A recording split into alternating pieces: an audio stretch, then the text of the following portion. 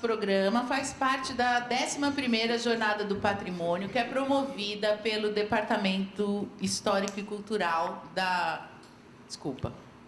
Departamento de Patrimônio Histórico da Prefeitura de São Paulo, e o Centro Histórico participa dessa atividade desde a primeira edição.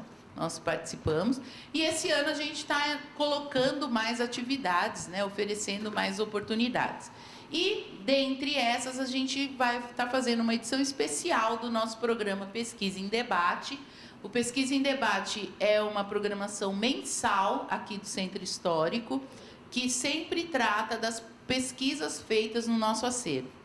E hoje, como o tema da nossa jornada é Tempo em Sentidos, e o assunto, né, o tema principal é patrimônio, nós trouxemos, então, 2 pesquisadores dessa área para conversar um pouco com a gente sobre a cidade e o patrimônio, né, sobre essas relações.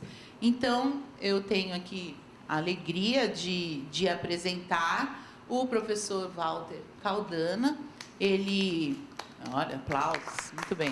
Puxa, trouxe um para puxar os aplausos. O professor Walter é da nossa Faculdade de Arquitetura e Urbanismo. Depois ele fala mais sobre o próprio currículo, o que ele já fez na vida. Você já foi do DPH, não foi? Não.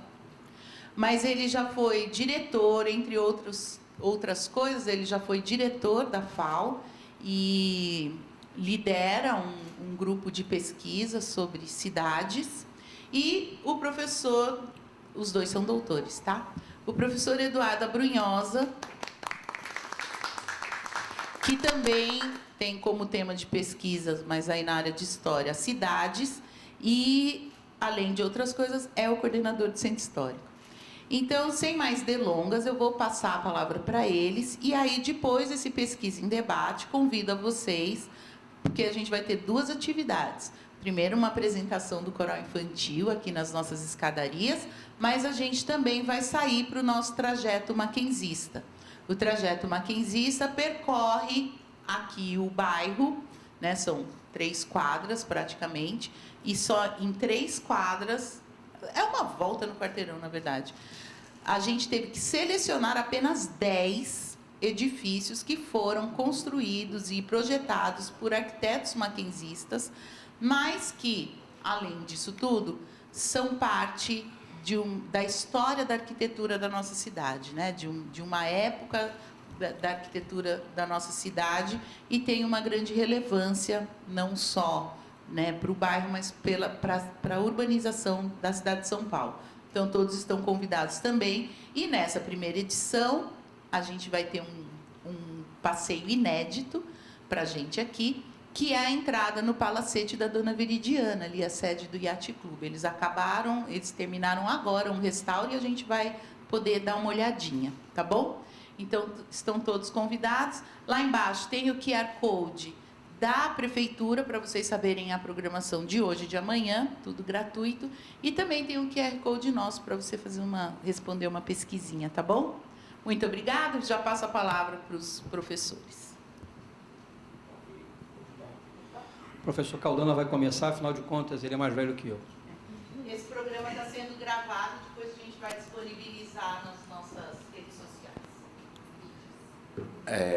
Hoje em dia é importante saber que está sendo gravado. Vamos conter o nível de bobagem. Nos Estados Unidos, só uma historinha rápida, nos Estados Unidos tem um costume saudável do presidente da República ir a uma escola primária uma vez por ano. E um dia o Obama estava numa dessas visitas, um garotinho perguntou para ele: presidente, se eu quiser ser presidente um dia, o que eu faço? Ele respondeu: tome muito cuidado com o que você põe no Facebook, porque daqui para frente é o que temos. Bom dia, quero agradecer demais a oportunidade de estar participando da jornada, porque ela é muito importante para a cidade, extremamente importante. E é um momento único, realmente, porque a jornada ela faz um contraponto muito saudável com a virada cultural, que é também um outro elemento, outra estrutura muito boa que acontece todo ano em São Paulo. E só para registro, assim como a Luciene comentou, estamos desde a primeira, e na época, se não me engano, eu era diretor da faculdade, e foi muito bacana, e foi uma experiência incrível. A primeira jornada foi organizada pela professora Nádia Somek, que foi a diretora que me antecedeu na faculdade e que, à época, era diretora do DPH. Também é legal saber, já que estamos aqui no Centro Histórico, que o corpo técnico do DPH, enfim, ele é cravejado de maquenzistas, arquitetos, maquenzistas, e já teve vários diretores do Departamento do Patrimônio Histórico aqui do Mackenzie. Teve a professora Nádia, o professor José Geraldo e outros tantos, e professores da ativa até hoje aqui na faculdade. Então, essa relação do Mackenzie com o patrimônio histórico, e estamos aqui na presença de professor Marcel, ninguém menos do que professor Marcel, essa relação do Mackenzie com o patrimônio histórico, ela é muito maior do que se imagina muitas vezes. A relação do Mackenzie com a cidade, nem tanto. As pessoas acabam, quem é interessado no assunto, acaba conhecendo mais ou menos, enfim, a nossa presença, né, o nosso local impede que nós não sejamos conhecidos, que o Mackenzie não seja conhecido. Mas o Mackenzie, nós temos uma imagem de muita modernidade, né? Tradição, pioneirismo, mas nós temos uma imagem de muita tecnologia, muita modernidade, isso muito em função da própria escola de engenharia, enfim, nós temos essa visão. E muitas vezes escapa a ideia de que o Mackenzie é muito ligado ao patrimônio histórico, por dois motivos, né? Porque o Mackenzie é patrimônio histórico dessa cidade. Isso é extremamente importante nós nos lembrarmos, não é? O percurso do Mackenzie na cidade de São Paulo é construtor da cidade de São Paulo. Eu costumo dizer, eu costumo reproduzir a ideia de que nós vivemos numa cidade muito jovem. E uma das datas de refundação de São Paulo, que se usa comumente os especialistas, e depois Eduardo vai poder comentar isso, talvez, é o período entre 1865 e 1870, né, a refundação de São Paulo, onde mudam as relações de produção, muda a estrutura demográfica, muda a economia e muda a inserção política de São Paulo. É quando vem a primeira leva de imigrantes italianos, enfim, e nas preliminares da abolição da escravatura. E isso é interessante porque não é por acaso o Mackenzie também é fundado em 1870, ou seja, nós temos então uma relação umbilical, né, simbiótica com a cidade. Isso é extremamente importante. E um outro motivo pelo qual o Mackenzie faz parte, é parte integrante do patrimônio histórico da cidade, é construtor do patrimônio histórico da cidade, já foi citado aqui, e é objeto da visita, os egressos daqui da universidade, em todos os campos, né? Grandes juristas, grandes economistas, enfim, na área da saúde também, na área das artes, mas vamos falar de patrimônio material, não é? Nós temos boa parte dessa cidade, mas assim, significativamente, construídas por engenheiros e arquitetos mackenzistas, né? Ou seja, engenheiros e arquitetos e engenheiro-arquitetos mackenzistas, o que não é pouco, né? Talvez Eduardo comente também, mas peço até que comente, de quando em quando a prefeitura liga aqui desesperada, em busca de projetos de viaduto que está caindo, ou que aconteceu um acidente, o caminhão bateu no pilar, porque são feitos por arquitetos mackenzistas. De modo geral, é aqui que está esse conhecimento.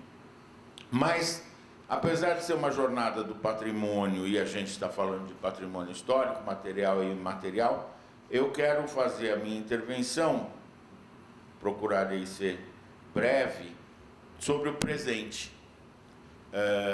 Porque às vezes também nos esquecemos que o patrimônio histórico ele é construído no presente. E a gente não tem essa dimensão de que o patrimônio histórico não é passado. O patrimônio histórico é também futuro. E que é o presente, o grande espaço laboral do patrimônio histórico. Quando se estava fazendo alguma coisa, que hoje é patrimônio histórico, foi feito naquele presente. Não foi feito no passado. E isso, para a arquitetura e para o urbanismo, é uma dimensão fascinante, porque você literalmente viaja no tempo, necessariamente viaja no tempo. Existe uma frase clássica de que quem não valoriza o seu passado no presente não tem como construir o seu futuro. E isso, para um arquiteto urbanista, por exemplo, é essencial essa consciência. O arquiteto vive atrás de referência, das referências. As referências são o patrimônio histórico.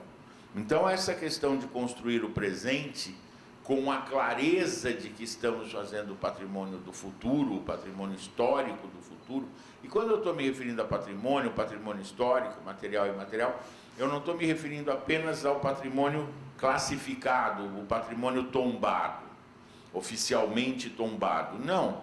A arquitetura vernacular, as coisas corriqueiras, as construções as mais simples, estão construindo o patrimônio da sociedade como um todo, não é? E essa é uma questão essencial, a preservação desse patrimônio. Eu faço com frequência uma comparação da relação da sociedade como um todo com o seu próprio patrimônio, com as fases da vida humana. Então, uma sociedade infante, ela é como uma criança, ela não olha para o passado, para o seu passado, até porque ela não tem verdadeira consciência do seu passado, mas ela tem muito futuro. Então, uma sociedade infante, uma sociedade jovem, ela olha para o seu futuro freneticamente, como uma criança. Isso é São Paulo do século XX. Isso é São Paulo fundamentalmente da primeira metade do século XX, quando nós, de 1920 até 1960, 60, até 70, fomos a cidade com a maior curva de crescimento do planeta. Então, isso é uma coisa fantástica, não é? São Paulo decuplicou em um século a sua população. Ou seja, e não foi partindo de 1.000 pessoas para 10 mil pessoas, né? Nós saímos de 300 mil pessoas de 1 milhão de pessoas em 1915, se não me engano, para 10 milhões de pessoas no final do século e hoje 12. Ou seja, é bastante significativo. Então você tem essa infância. Depois, quando uma sociedade amadurece, é o momento em que ela passa a considerar o seu patrimônio. Por quê? Porque, ao contrário, na velhice, você tem menos futuro, então você hipervaloriza o passado. Isso acontece, por exemplo, com as sociedades europeias, com as grandes cidades europeias, que inclusive sabem ganhar dinheiro com o seu passado, não é? No presente. Então você tem a hipervalorização do passado, e hoje no mundo você tem a monetização, a comercialização, que inclusive está dando até problema, né? Veneza quer pôr turista para fora, Barcelona agredindo pessoas na rua, ou seja, exagerou um pouco, mas o fato é que é assim que funciona. Agora, na maturidade, você tem tempo futuro, mas já sabe reconhecer e valorizar o passado. E é nesse momento em que as cidades e as sociedades valorizam efetivamente o seu patrimônio histórico, e não apenas formalmente. Os pioneiros do patrimônio histórico em São Paulo, e aí sempre a gente tem que citar o Luiz Saia, mas nós acabamos de perder o professor Carlos Lemos, originário dessa escola, eles tiveram que radicalizar no início dos seus trabalhos, no início dos seus serviços à sociedade, alertando a sociedade da importância do patrimônio histórico. Por quê? Porque eles estavam falando com uma sociedade jovem, que não valorizava em nada o seu patrimônio, e se bobeasse ia demolindo tudo, como de fato São Paulo faz até hoje. São Paulo é uma cidade construída sobre o seu refazimento, né, que é sobre o que eu vou falar.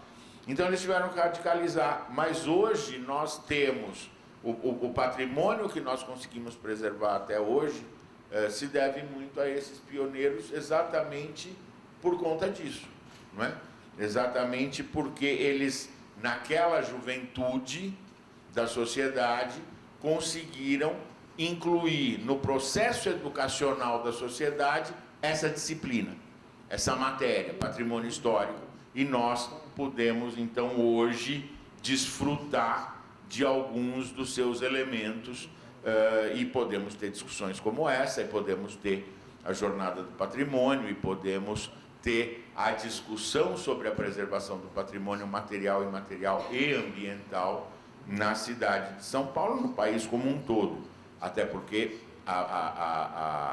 o trabalho, a atuação desse grupo, assim como o pessoal do Rio de Janeiro, criou a condição de colocar essa discussão no Brasil como um todo, sendo que no Brasil como um todo ela ainda está menos presente do que já está aqui em São Paulo. A gente nota isso com muita frequência, até, por exemplo, no estado dos nossos museus e etc., com o incêndio do Museu Nacional. Muito bem. Então, dito isto, e fazendo esse paralelo, essa linha do tempo, né, existe uma outra questão importante da gente levar em consideração, que é a velocidade, é o fator velocidade, não é?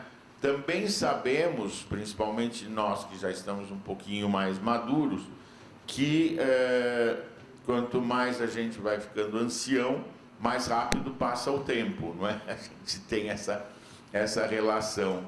E essa velocidade, particularmente na cidade de São Paulo, é um grande benefício, mas é também um grande problema, como tudo na vida. Porque São Paulo, e aí nós temos a obra clássica do Benedito Lima de Toledo, São Paulo, 3 cidades em um século. Na verdade, 40 anos depois do livro, quando ele fez 3 cidades em um século, agora nós estamos na 5ª cidade. O mesmo processo de se desmanchar e se refazer, que é a característica da construção de São Paulo desde 1870, desculpem, o mesmo mecanismo que aconteceu 3 vezes, não é? Nós tivemos mais 2 vezes depois da década de 70 e 80, nós tivemos na virada do século, e estamos assistindo agora, assustadoramente, nessa última revisão do plano diretor, de 2014 para cá, 2016 para cá. Isso é realmente muito impressionante, não é tudo o que está acontecendo, mas eu tenho procurado sempre alertar para o fato de que nós estamos muito assustados com tudo o que está acontecendo na cidade. Pega Rebouças, né, Vila Mariana, Perdizes, Pinheiros, Moca, Carrão. Nós estamos muito assustados, mas sabe por que nós estamos assustados? Porque nós estamos vendo. Né? Ninguém lembra que, por exemplo, isso aconteceu há 40 anos atrás com Moema, que era um bairro de fábricas e vilinhas operárias, e hoje é Moema, né? Vila Nova Conceição, etc. e etc. Ninguém lembra que um pouco antes, 60, 70 anos, isso aconteceu com o centro da cidade. Outro dia, numa conversa parecida com essa, eu falei: imagina fazer a Avenida Paulista atual hoje, com os meios de comunicação e a discussão franca e aberta sobre a preservação do patrimônio. E o que foi feito na Rebouças, que parênteses, eu considero um absurdo, posso até depois explicar por quê. O que aconteceu com a Rebouças nos últimos 5 anos foi o que aconteceu com a Avenida Paulista de 1960 a 1970, 75. Né? Passou um trator e fez de novo. Então, esses elementos, eles são muito importantes para nós conhecermos a cidade e pensarmos na cidade do futuro, sabendo do que se trata e qual é a questão histórica que está envolvida no presente nessa construção do futuro.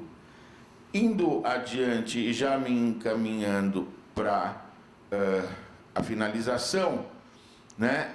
A arquitetura, ela é muito importante, a relação da arquitetura com a cidade, ela é muito importante, portanto, por conta desses elementos, mas também porque ela é fundamentalmente o testemunho da capacidade de produção de uma sociedade, né?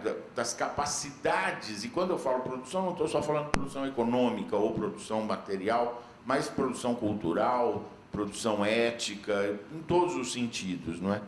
E ela é uma espécie de álbum de retrato da sociedade, né? A gente vai olhando as coisas, olha, era assim, olha que interessante. Eu entrando aqui no campus agora, tinha um pai, claramente maquenzista, devia ter seus 50 anos, com o seu filhinho, num desses totens de comunicação visual aqui que estão espalhados pelo campus, mostrando para o menino, olha, o Mackenzie era só isso daqui em 1900 e bolinha, ali, não lembro que ano que ele estava falando. Eu falei, pronto, a minha palestra, já fotografo, já passo, não preciso falar mais nada, não é? E a outra brincadeira que eu faço muito é o seguinte, para entender essa importância da arquitetura, é assim, para que a gente viaja? E o que a gente faz quando a gente viaja a passeio?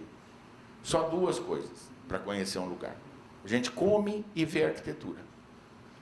Pode puxar pela memória. Todas as suas viagens de férias são as 2 ações mais. Você come, né? Não tem como não experimentar, e você fica olhando a arquitetura. E isso te conta a história daquele lugar. E nesse momento, e aí eu encerro, nós estamos vivendo um problema muito sério em São Paulo, por conta desse mecanismo de construção da cidade, que é o fato de que, com a acumulação de capital muito maior do que tivemos historicamente, é uma curva exponencial, até porque entrou no mercado imobiliário paulistano o capital internacional, ou seja, então o volume de capital é muito grande, inclusive desproporcional à economia local, né? São centenas de milhões de dólares, o que leva a bilhões de reais, né? Então, o volume de capital e o avanço tecnológico, professor Marcel, mais uma vez está aqui, eu tenho até medo de falar, mas e o avanço tecnológico acumulado fazem com que a velocidade da transformação seja desumana. E esse é o grande problema que nós estamos enfrentando no patrimônio histórico hoje, na construção do patrimônio histórico futuro. Por quê? Porque a velocidade não sendo a velocidade humana, nós perdemos o elo. Se rompe a corrente. E é aí que é grave o que nós estamos legando, o que nós estamos deixando como legado. Por quê? Porque, veja, vou citar uma situação bastante prosaica. Eu conheço lugares de São Paulo, porque ao passar por eles, criança ou jovem com meu pai, ele dizia, o seu avô vinha muito aqui. E aí eu olhava e falava, sério, nessa espelunca? Eu falava, mas não era uma espelunca quando o seu avô vinha, não é? Hoje, a maior parte dos pais jovens não tem como fazer isso com os filhos.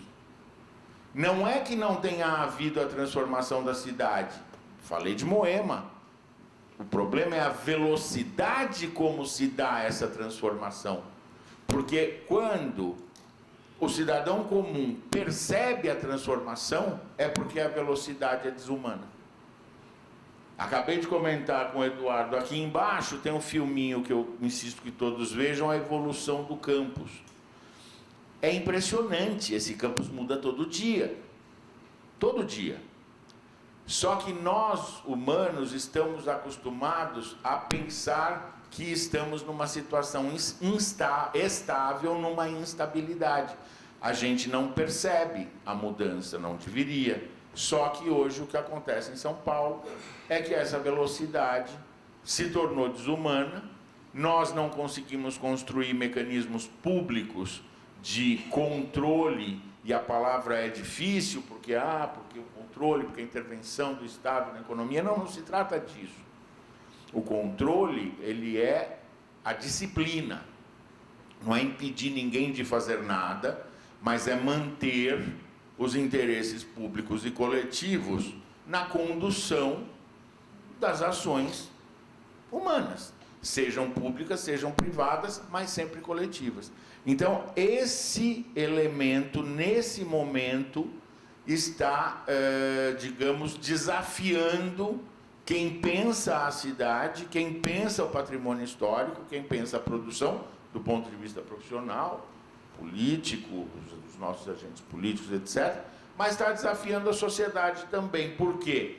Porque nós temos uma sociedade hoje em São Paulo madura, então nós vemos os movimentos, a gente é muito procurado aqui na escola, meu laboratório mesmo, nosso laboratório mesmo está fazendo, laboratório de projetos e políticas públicas, está fazendo assessoria para alguns desses movimentos, como, por exemplo, o movimento Pró Pinheiros. Acabamos de ser chamados pela Vila Mariana também, a sociedade reagindo, né? Ou seja, reagindo a essa velocidade. Então, você tem o movimento da Vila Mariana, na Moca, em Pinheiros, e de pessoas, é muito interessante, e aí eu encerro, de pessoas maduras. Muito interessante, eu brinco muito com eles, eu falo, se fosse há 30 anos atrás, você estava interessado em saber quanto a sua casa vale, e não como que você vai fazer para manter a sua casa. Porque agora os seus valores são outros. Interessantíssimo isso, né? E assim vamos. Então esse é por isso que eu falei, eu ia falar do presente, para deixar aqui para o meu dileto amigo historiador, para falar da história. Muito obrigado.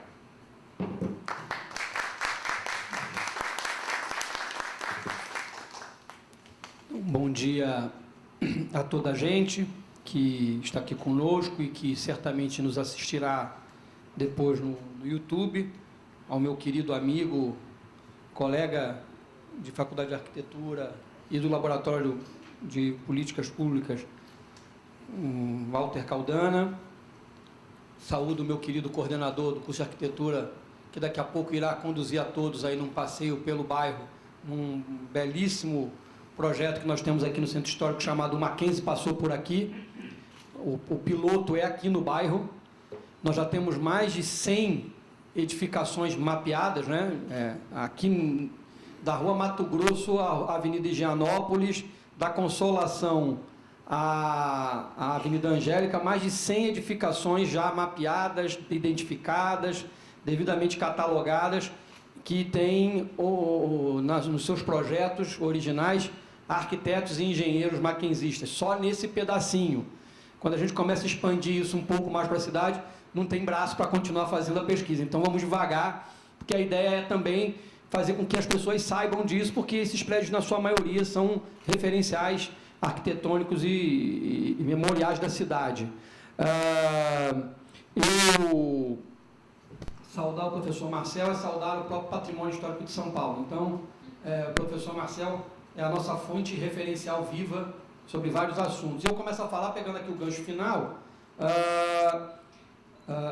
a minha área de atuação, né, num doutorado em arquitetura, num doutorado em história, é justamente essa interface entre a cidade, né, a sua materialidade, a sua relação edificada, com as relações e as dinâmicas propriamente ditas, especialmente na perspectiva de que ela é em si, na sua materialidade, um elemento de formação e educação de pessoas. Não tenho como começar a falar sobre isso sem pensar em dois conceitos, tá bom para o senhor assim? Afastar? Tá bom. Obrigado. Que são um cunhado no século XVI e o outro no início do século XXI, distam 5 séculos, que é o conceito de utopia e o conceito de retropia. Né? Muito se fala de distopia, né? da desfragmentação da utopia, mas o conceito lá de Thomas More, do futuro que não existe, né? Basicamente é isso, a utopia é um futuro pensado, imaginado e que não existe, e por conta disso nós sonhamos, né? Eu agora não estou dando aula na graduação de arquitetura, porque, enfim, estou envolvido no programa de doutorado e mestrado, lá de Educação, Arte e História da Cultura, e outros afazeres aqui no Mackenzie, mas a disciplina que o meu coordenador me permitia dar aula, uma delas, a optativa, era Arquitetura, Urbanismo e Utopia. E ali a gente discutia, eu brincava com os alunos, tem uma antiga aluna minha aqui, que ela mesma não é nem tão antiga assim, mas enfim, ela já foi aluna há algum tempo, que assim, olha, aqui vocês podem pensar e sonhar com qualquer coisa, desde que fique de pé, porque afinal de contas é arquitetura. Então, assim, mas pode sonhar. E o conceito de retropia, cunhado por Zygmunt Bauman, 5 séculos depois, é a necessidade de sonhar com a recomposição daquilo que já aconteceu e já existiu. E é um pouco, isso surge nesse vácuo que Bauman vai colocar, dessa sociedade que perde referenciais e se torna fluida, que ele chama de sociedade líquida, que alguns outros vão chamar de pós-modernidade, outros vão chamar de terceira modernidade, e a gente podia ficar aqui o dia inteiro discutindo sobre isso, mas não é o objeto da nossa conversa. Mas Bauman vai dizer o seguinte: esse vazio existencial coletivo produz, do ponto de vista da relação humana com a cidade e com a história do indivíduo com a sua sociedade, a necessidade de sonhar para trás. E daí vem os movimentos de preservar iconicamente o patrimônio material e imaterial como elementos de engate, de encaixe com essa ideia de recomposição memorial que nós temos com a vida coletiva e com a cidade. Então, quando nós estamos numa jornada do patrimônio, não há como estar nessa jornada sem pensar que, de alguma maneira, o que nós estamos fazendo aqui é um processo retrópico, né, de retorno ao passado para pensar sobre o futuro. Ou seja, não tem... E esse movimento pendular, ele é absolutamente salutar na medida em que nós podemos pensar uma outra questão. A relação entre o espaço e o lugar versus a relação entre o espaço e o tempo. Um urbanista catalão, Joseph Montaner, ele tem um dos seus livros, ele fala discute a questão da arquitetura e do urbanismo na contemporaneidade, né? Ou seja, o que é a arquitetura pós-processo de arquitetura moderna, né? E ela, no momento atual. Uma das discussões que ele faz mais intensamente nesse texto é exatamente essa relação que existe entre o espaço e o lugar. Ou seja, não necessariamente são a mesma coisa. Eu posso ter lugares em determinados espaços que têm uma significância muito mais importante, e por isso eu preservo os lugares e os mantenho, inclusive em detrimento do espaço. E aí você vai encontrar... eu sou da cidade do Rio de Janeiro, embora eu não tenha mais sotaque, nem pareça que sou carioca, já sou praticamente um paulistano. Não entendi a risadinha, mas... Assim, uma coisa que eu lembrei, né? Nós somos uns engraçadinhos.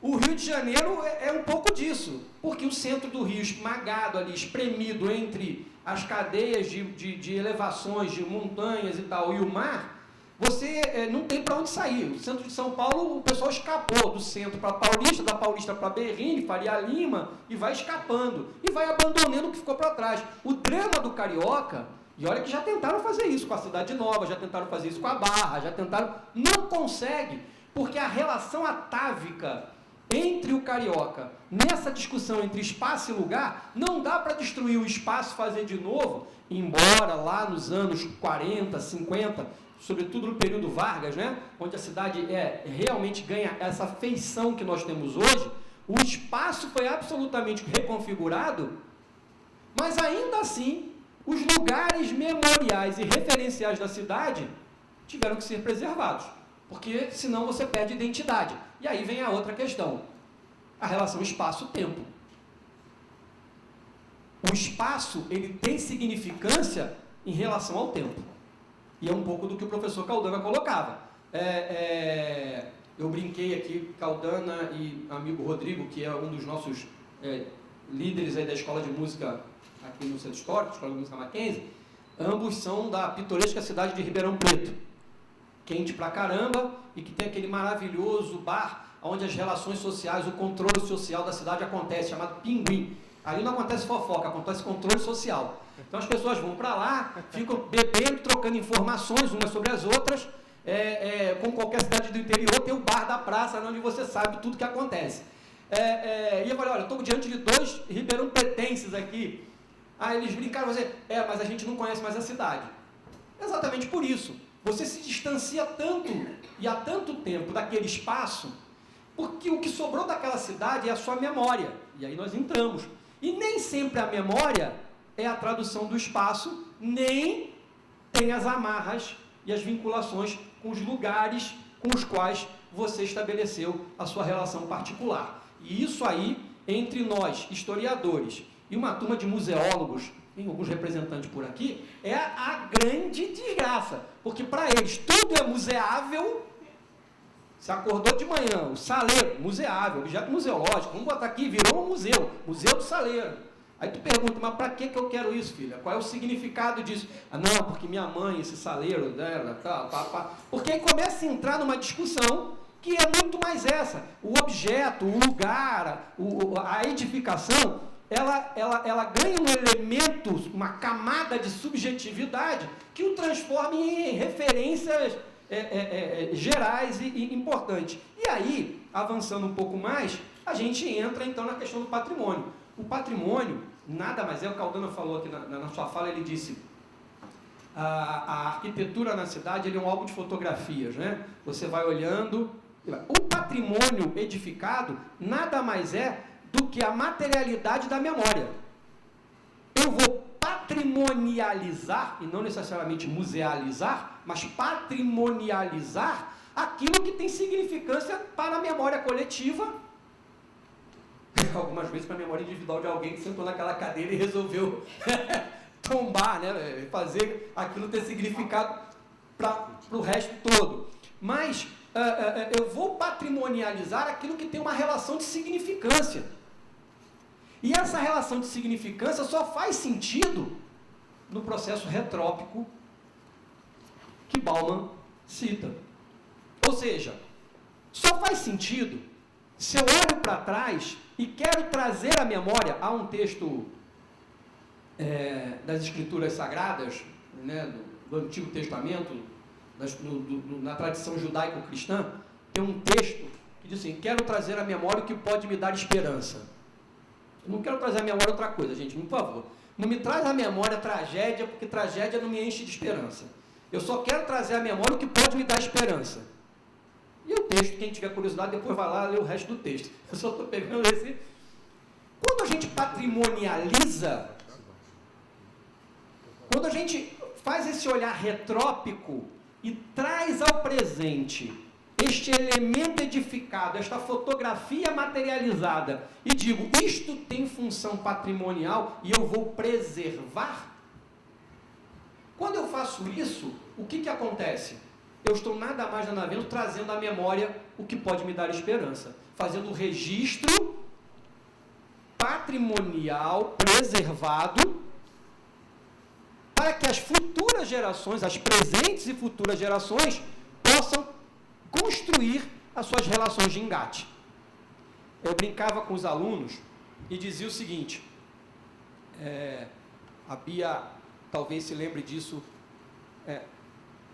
tinha um exercício que era, desenhe aí, éramos de arquitetura, agora, então, desenhe, sob a sua perspectiva, a casa da sua avó. Eram mesas gigantes, corredores enormes. Agora, me traz a fotografia da casa da sua avó. A decepção era total. Decepção total. Aquele corredor gigante que caberia ali os 3 times de futebol, você e os seus 10 primos jogavam bola naquele corredor, meramente um corredor de 1,10 m por 1,50 m. E ali você se sentia no Maracanã, no Pacaembu, e fazia gols. Ninguém sabe explicar como é que você driblava os seus primos. A mesa da sua avó, que você só via as pernas das pessoas, ela agora virou uma banqueta.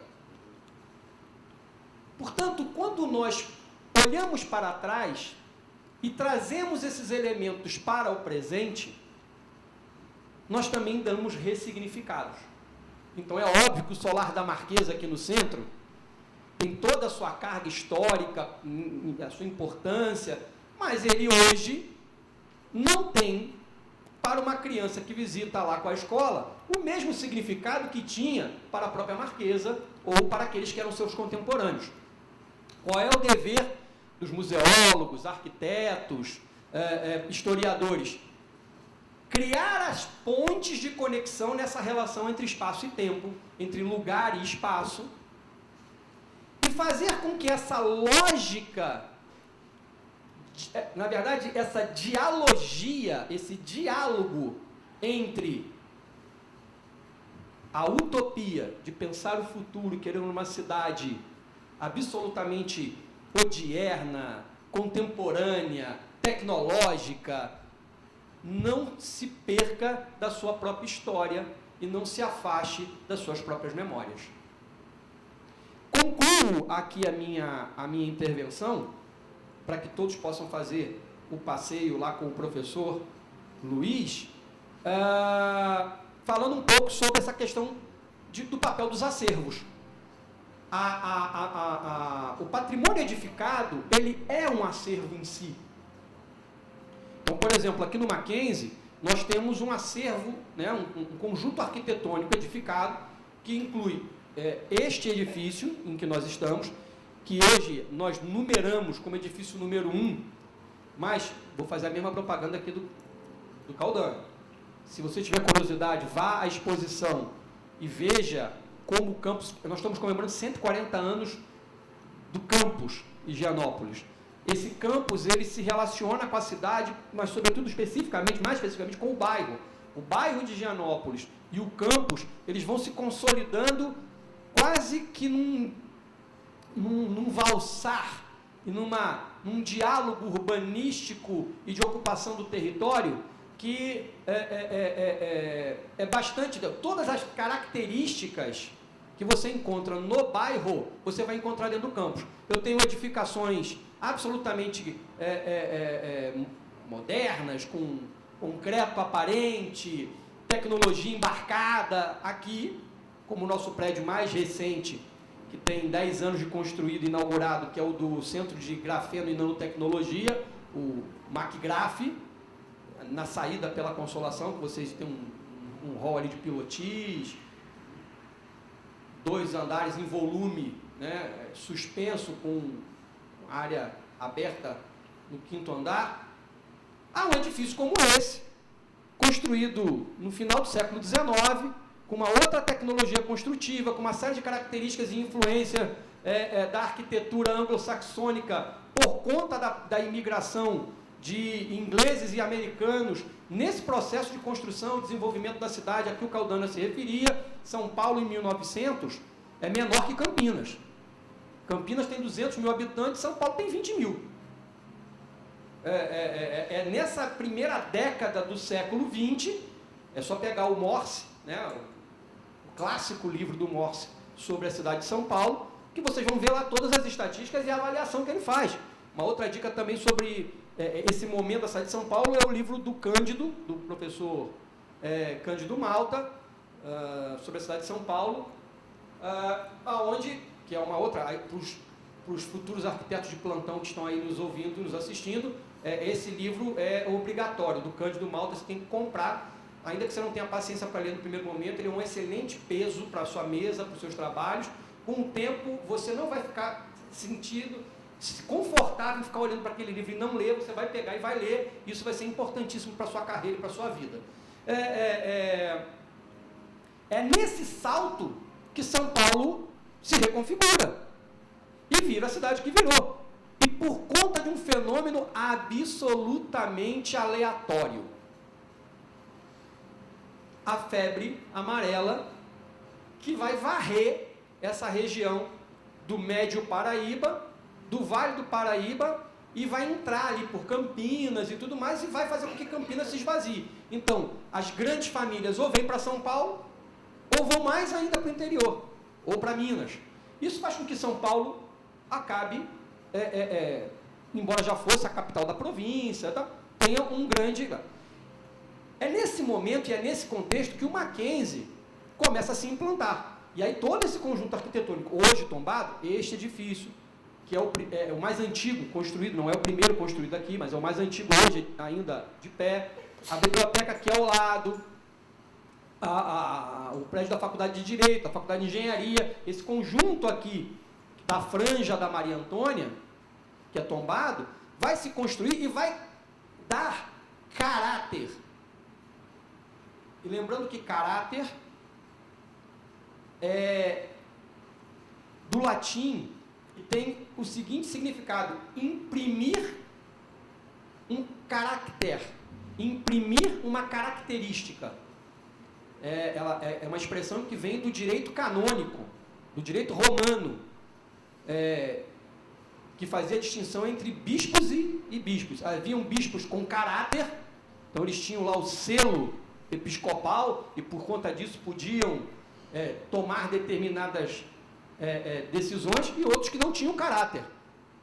Se não tem caráter, não tem valor. Isso virou hoje uma expressão popular. Pô, fulano é sem caráter.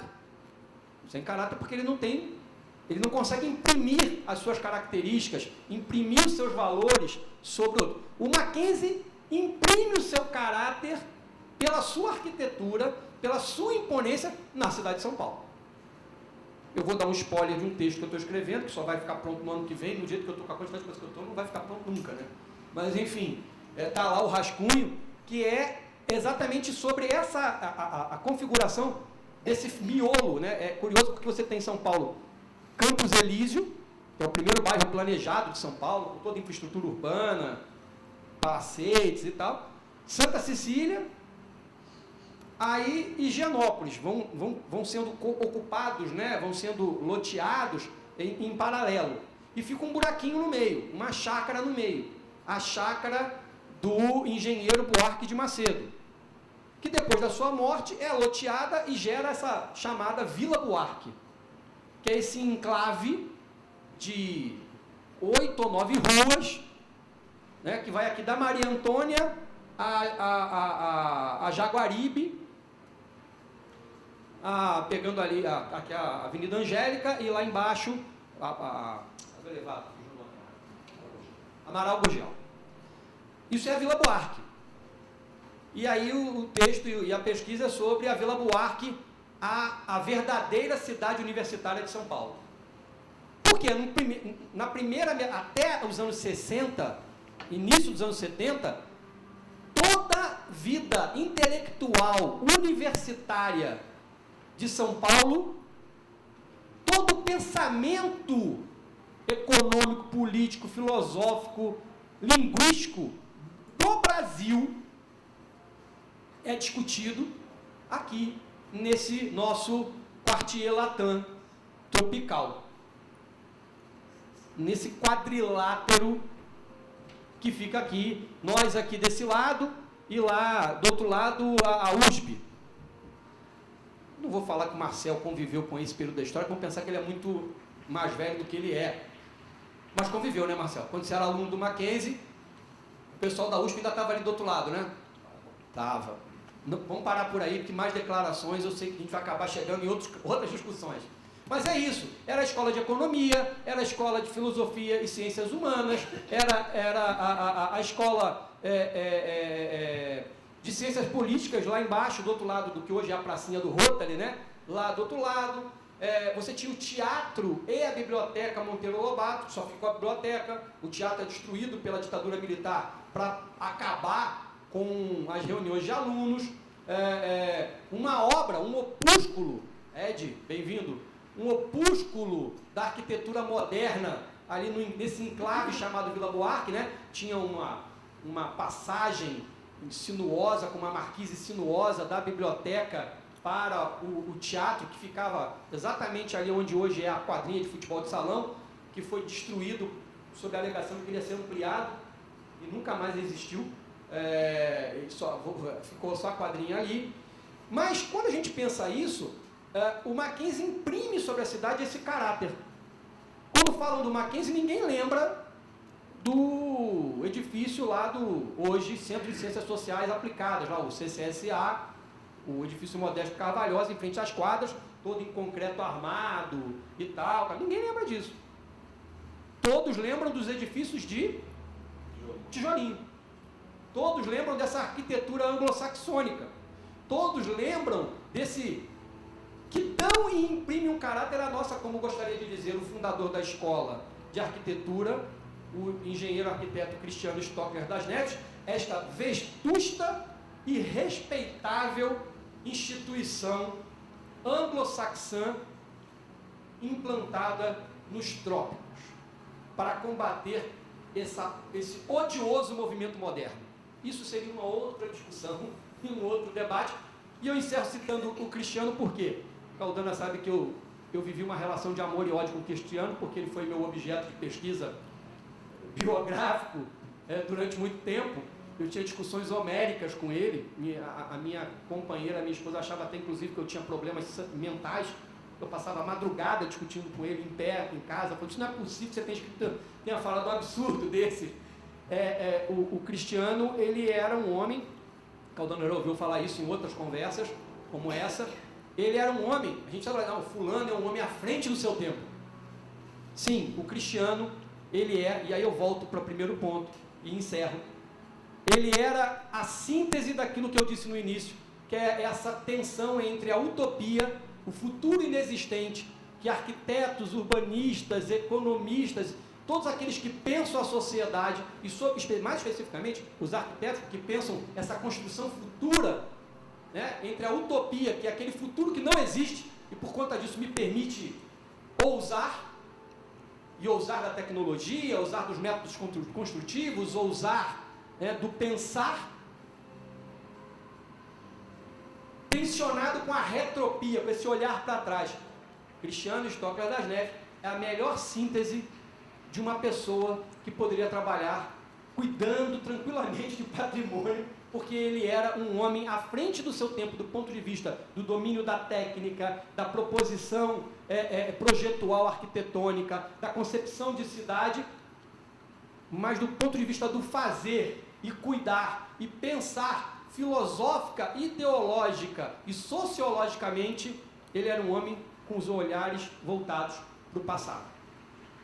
Ele era um homem que estava completamente fora do seu tempo, mas não porque ele deveria estar mais à frente. Ele era um homem absolutamente parnasiano, que estava formado e forjado como excelente arquiteto na Escola de Belas Artes da Universidade da Pensilvânia, na Fine Arts of School da Penn University, que implanta o curso de arquitetura no Mackenzie e que forma, e aqui eu já deixo o gancho para o passeio de Luiz, e que forma a maior geração, embora fosse um curso clássico, cheio de características formacionais da clássica arquitetura, Beaux-Arts, ele forma a maior geração de arquitetos modernos, que nesse período que Caldana citou,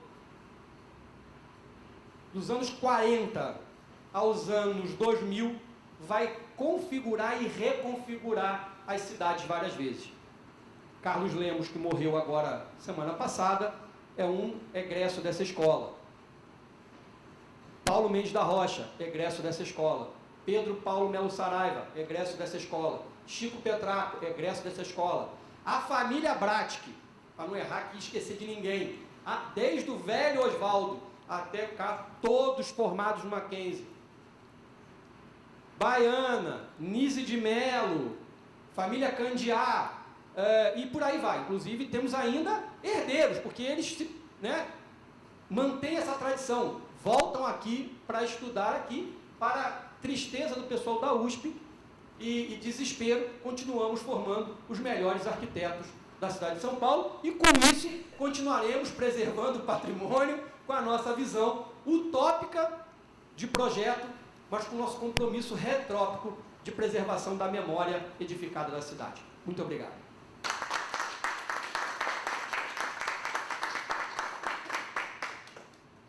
Alguma pergunta ou podemos encerrar?